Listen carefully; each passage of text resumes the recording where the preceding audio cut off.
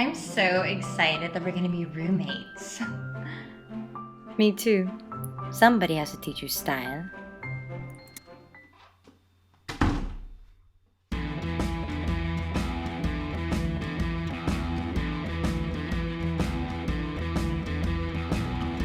How do I look? Whoa, Tanya, tone it down a bit. Oui, we're meeting our mother, Notre Paul. You're right. I don't even know why I'm trying. She might not even show up. Again. She will. Go get changed.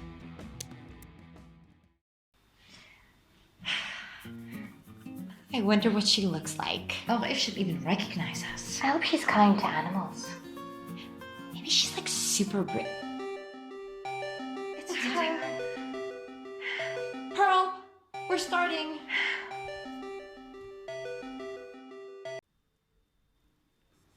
Hi. Hello, Mom. It's nice to meet you.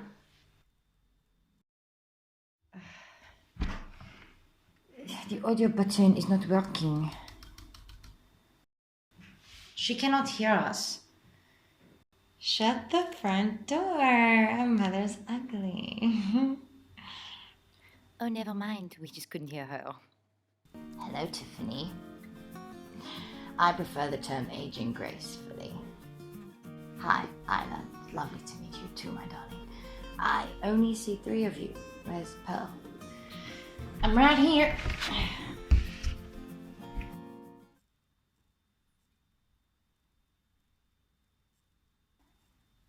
Right, I know this is the most uncomfortable conversation to have, so I'll go first. My name is Maria Magdalena Susara Ioana Jacoba, and my maiden name is... Why'd you throw us away as babies?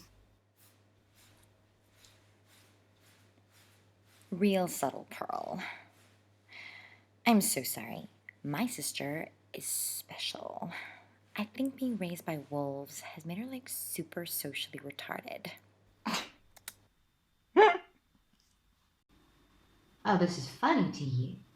You think leaving me all alone to die and being lovingly raised by wolves is a joke? Well, Maria, as you can see, we're trying to process a lot of things. Some better than others. But what Pearl is trying to say is, why did you put us up for adoption? I cannot believe how beautiful you all are. Flattery will get you nowhere. Yes, it will. Continue. Ladies, we have just met our mother, and so far all you can do is talk about yourselves. Stop it, and for goodness sake, shut up. Continue, ma'am. I was laughing at what you said, Pearl, because I always knew you had a wild imagination. And what's that supposed to mean? You didn't even stick around long enough to find out anything. You're right, and that's the one thing I have to live with for the rest of my life. When I was a teenager, I met a boy, and I fell deeply in love with him. Of course, growing up on a farm makes you adventurous, free-spirited, creative, and stubborn. So I rebelled against my parents at any opportunity to spend time with him. In those days, you'd finish school at 16 or 17, and we planned to go to the city together and live there forever. But as life would have it, he had to go to the army as part of conscription. Oh my word. He was on prescribed medication? Wait a minute, that's not that bad. No, it was law in the early 80s in South Africa for all young men to join the army. Oh, that's worse. I thought so, because when he left, I found out I was pregnant. And I was thrilled and scared, naturally. What happened? I told my parents, and my worst fears were confirmed. They were devastated and said I was no longer a child of theirs. Where did you go? To my grandmother. She lived on the farm right next to ours, and she helped me tremendously. So I worked as hard as I could without harming my baby. Until I became too pregnant and people didn't allow me to do any work. And not having qualifications meant I couldn't even be a receptionist or a secretary. So I went back to my grandmother's and stayed at the farm and worked wherever I could. Wait a minute. You said baby. There's 4 of us. Was I really cloned? You guys, you're so blessed. No, you were certainly not cloned, but I was expecting only 1 baby. So on the day of giving labor, it shocked my body to have to give birth to 4 children immediately after each other. And apparently at that time my heart wasn't doing so well. I'd overworked it during my pregnancy, to the point where I collapsed, and I regained consciousness a few days later, to which I saw my grandmother had taken care of you girls, and I found a letter next to my desk.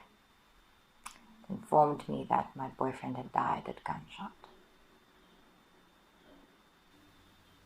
The shock of losing 4 babies and your love at the age of 17 must have been too much to handle, and that's why you gave us away. No. I was not myself for a long time, but I wanted to keep you, and I'd really tried to make it work. I even worked out a schedule for how to mother, how to work, and I made it work until you were about 3 years old. I had to find somebody who could take care of the 4 of you, the way that I never could. And I did. I interviewed at least 100 families across the world to find the perfect match for you. Where did you find our parents? I mean, I live in rural Ireland, for goodness sake.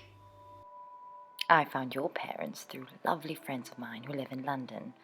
They knew an adventurous couple who really just could not fall pregnant. But they were desperately looking for somebody to adopt, and when they found out about you and about our situation, I sent them pictures of you, and they fell in love with you immediately once they came to South Africa. That is so sweet. But how? I'm sure we all looked exactly the same. You might have looked the same, but you were worlds apart. I sent them your photo because you were always playing in the garden. You had a beautiful imagination and a way of life. You were kind. And when I met them, I saw that too. And that's how I knew they were perfect. Francine was always dancing around the house, and it was beautiful. And although I hated every moment of that phone call, when I spoke to a lovely French aristocrat who answered every question meticulously, and I could find no fault, I knew that she would love the little ballerina. And Tiffany, you are the loudest of them all. But you were always playing with my grandmother's jewelry, and no matter how I felt, you always made me smile.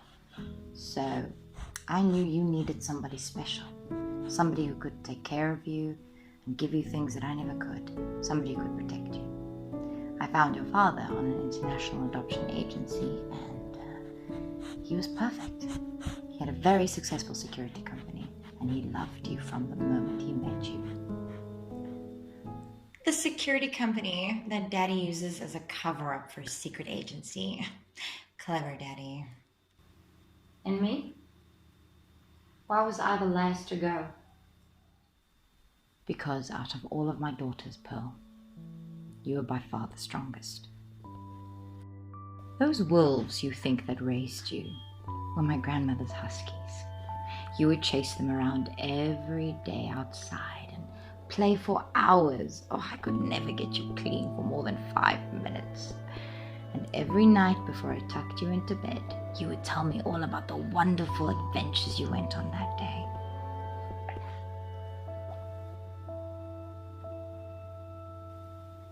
I contacted my cousin in America, and although she was as stubborn as I was, she agreed to take you in and raise you as her own. She knew you could run around outside for hours and be as close to family as possible. I also asked each of your families to keep me updated every now and then. Send me photographs, videos, things you've done, so I could at least feel a part of your upbringing. And when Tiffany started this vlogging thing, I think that's the word, I knew I had to get in touch with you. I had to see you. Well, I, for one, am thrilled. Wait a minute. Does this mean that I now have to move back to your house in South Africa and be poor? You're 25. You should have moved out of your parents' house a long time ago. No, it certainly doesn't mean that you have to come and move in with me again. But my door's always open. You're welcome to come visit anytime you want. How do we even know it's real? Or who we even are? I mean, it just feels like our whole life has been a lie. I know that you're upset, Pearl. And you're allowed to be. But if there's one thing I've learned in life is that the past doesn't define you. And it doesn't help that you go looking for yourself somewhere out there. You are who you were born to be. Thanks, Mom. Or, Ms. Wait, we didn't even give you a chance to give us your maiden name. Our maiden name. What is it? Joy.